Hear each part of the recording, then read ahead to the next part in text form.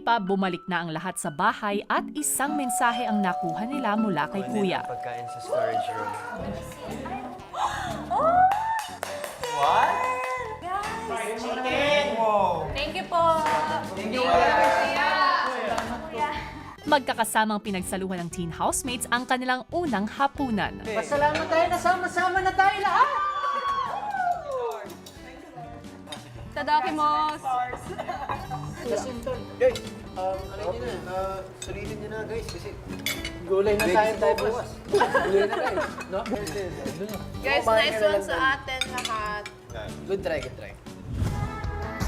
Super exciting, no? Grabe, ang ganda, Robby. Sobrang nakaka-excite talaga. Sobra talaga. Samot-saring kwento na nga ang nabubuksan habang lalong nagkakakilala at napapalapit ang mga teen housemates sa isa't isa. Yes, pero eto na ang tanong, ano nga kayang pagbabago ang ihahatid naman ng pagdating ng kanilang dalawang makakasamang sina Paolo at Stephanie? Malapit na nating malaman yan dahil sasalubungin na natin sila sa pagbabalik yan ng Pinoy Big Brother Community Season 10!